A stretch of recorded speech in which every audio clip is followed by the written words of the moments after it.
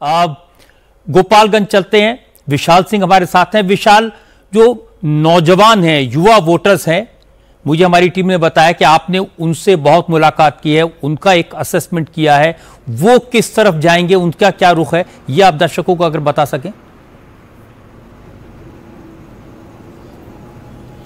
रजत जी, आज लगभग पूरे दिन हम लोगों ने युवा वोटर से मुलाकात की, उनसे बातचीत की, महिलाओं से बातचीत की और उन वोटर्स से बातचीत की जो दरअसल फर्स्ट टाइम वोटर्स थे। लेकिन सबसे ज़्यादा जो यहाँ पर इंटरेस्टिंग फैक्ट था रजत जी, वो ये था कि सभी वोटर्स, चाहे वो महिला हों, चाहे वो फर्स्ट टाइम के वोटर्स हों, चाहे वो पुरुष वोटर्स हों, सभी के मन में इस बात को लेकर के बहुत ज़्यादा जिज्ञासा थी कि हमारा वोट किसी भी स्थिति में ऐसा ना होने पाए कि जंगल राज की वापसी हो जाए। प्रधानमंत्री नरेंद्र मोदी ने भी जो बिहार में चुनाव प्रचार किया उसमें जंगल राज शब्द का इस्तेमाल किया। बीजेपी लगातार जब हमलावर होती है आरजेडी पे तो जंगल राज शब्द का इस्तेमाल करती है, लेकिन लोगों को इस बात की जानकारी थी। ये बात जानकर के रजत जी मुझे हैरानी हुई कि 1997 में पटना हाईकोर्ट ने बाकायदा उस समय की जो तत्कालीन सरकार थी राबड़ी देवी और लालू यादव की, उस सरकार को लेकर के इस टर्म का यूज किया था और जंगल राज की बात कही थी और यह कहा था कि ऐसा लगता है कि बिहार में सरकार नहीं चल रही है बल्कि भ्रष्ट अफसर और अपराधी मिलकर के सरकार चला रहे हैं। फिर चाहे सीवान में शहाबुद्दीन के उस समय की जो दर्दनाक हादसे हुए थे, दर्दनाक हत्याएं हुई थी और जिन पत्रकारों ने उस पूरे मामले को रिपोर्ट किया था उनकी भी हत्या हो गई थी,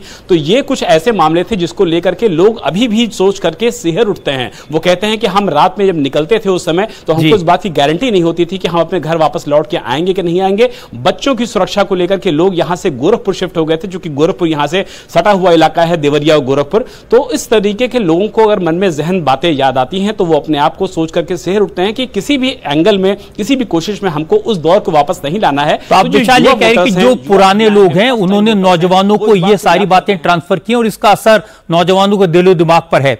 देवेंद्र पाराशर, आप बिहार के चप्पे चप्पे को जानते हैं, नेताओं के दिलो दिमाग को जानते हैं, आपसे एक ओवरऑल असेसमेंट मैं चाहता हूं।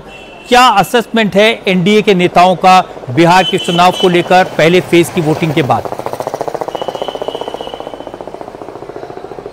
और पहले वोटिंग की रजत जी एक बात कर लें तो 1951 के बाद पहली बार ऐसा हुआ है कि ये रिकॉर्ड तोड़ मतदान हुआ है परसेंटेज के टर्म में।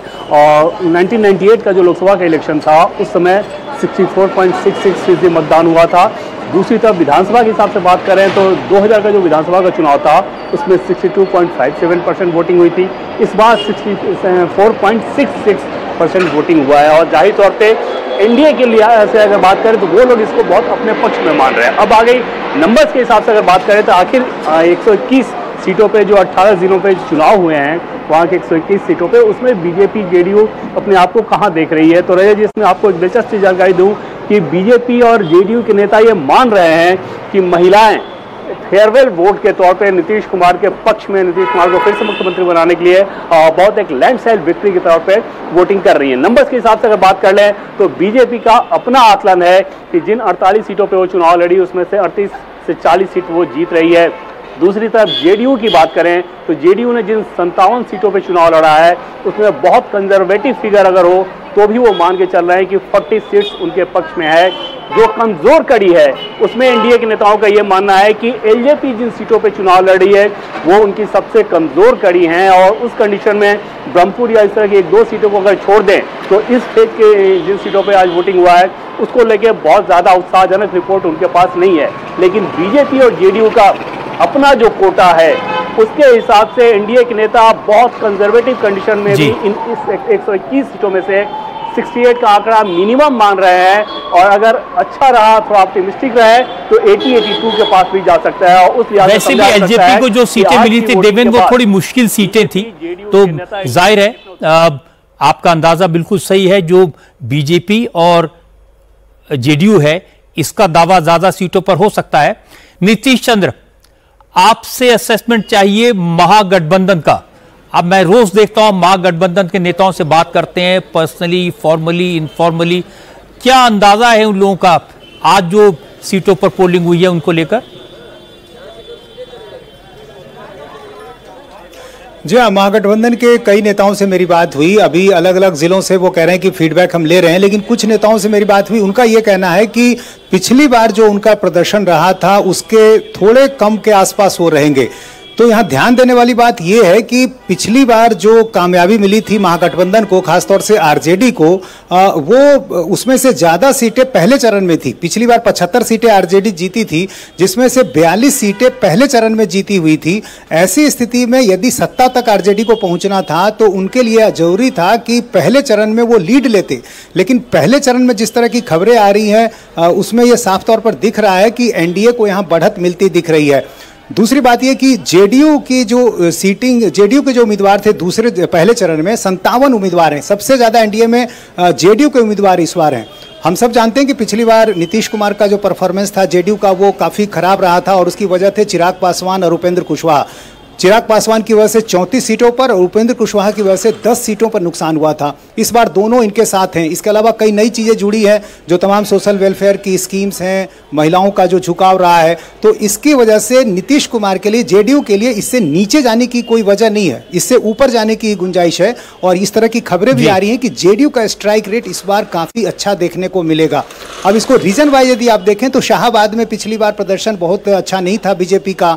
आरा में सिर्फ 2 सीटें मिली थी 7 में से, बक्सर में तो 0 था। तो इस बार यहां भी एनडीए बेहतर कर रही है। तो इस नजरिए से आप देखें तो एनडीए जो है महागठबंधन के मुकाबले पहले चरण में आगे है और अलग अलग जिलों से। नीतीश, आप लगभग वही बात कह रहे हैं जो देवेंद्र पाराशर ने बताई। अगर आप दोनों की बात का असेसमेंट लें तो इस बात को तक की तस्दीक होती है कि जेडीयू और बीजेपी, एनडीए इन इलाकों में आज जहां पोलिंग हुई है काफी आगे और उनमें ये उत्साह दिखाई भी दे रहा है। और महिलाओं की जो प्राची ने बात बताई, युवाओं की जो बात बताई, मैं आप सब लोग के नाम तो नहीं लूंगा, समय कम है, लेकिन आप सबने जो असेसमेंट दिया है उससे एक अंदाजा जरूर लग रहा है कि आज जिन 120 सीटों पर पोलिंग हुई उन सीटों पर किस तरफ हवा है, क्या रुख है वोटर्स का। बहुत बहुत शुक्रिया आपका। ग्राउंड पर मौजूद हमारे रिपोर्टर्स ने पोलिंग के बाद जो कुछ बताया उससे कुछ बातें तो क्लियर हो जाती हैं। एक तो यह कि महिला वोटर्स ने भारी तादाद में वोट डाला। मोटे तौर पर महिलाओं का सपोर्ट मोदी और नीतीश के साथ नजर आया। यादव और मुसलमान वोटर आरजेडी के साथ हैं और वो इस बात को छुपाते भी नहीं। पिछड़े समाज के लोग 2 वक्त के राशन से, सरकारी योजनाओं से खुश नजर आए, वो मोदी के साथ हैं। पहले फेज की वोटिंग के बाद रिपोर्टर्स का इंप्रेशन है कि सवर्ण जातियां हिंदुत्व के कारण एनडीए को वोट कर रही हैं। चुनाव में नीतीश कुमार से कहीं कोई नाराजगी नजर नहीं आई। जहां तक प्रशांत किशोर का सवाल है, उनका नाम सब जानते हैं, उनका प्रोग्राम भी लोगों को मालूम है, पर कितने लोग उन्हें वोट देंगे इसके बारे में डेफिनेट तौर पर कोई कुछ नहीं कह सकता। अब सभी पार्टियों का फोकस सेकंड फेज की सीटों पर शिफ्ट हो चुका है। इसमें मुस्लिम डोमिनेशन वाला सीमांचल है, जहां से आरजेडी और कांग्रेस को जितनी उम्मीद है उससे कहीं ज्यादा उम्मीद असदुद्दीन ओवैसी को है।